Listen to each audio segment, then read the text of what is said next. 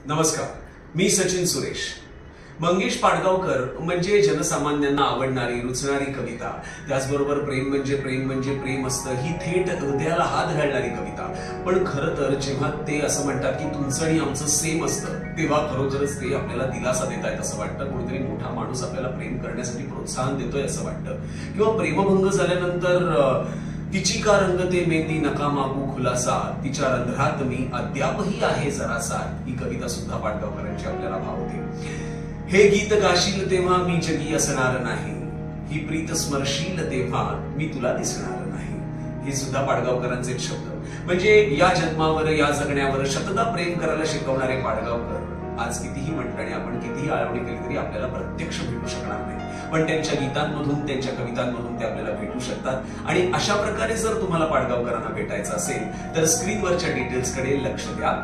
येत्या 9 मार्चला रात्री 8:30 वाजता प्रबोधनकार ठाकरे बोरिवली इथे गाणे मंगेशाचे हा मंगेश पाडगावकरांच्या कविता आणि गीतांवर आधारित कार्यक्रम होणार आहे।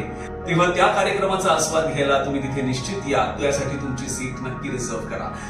कारण पाडगावकरच म्हणतात, विश्वास ठेवा हे काही पाप नाही, आनंदाने जगण्याचं नाकारणं यासारखा आणखी दुसरा शाप नाही।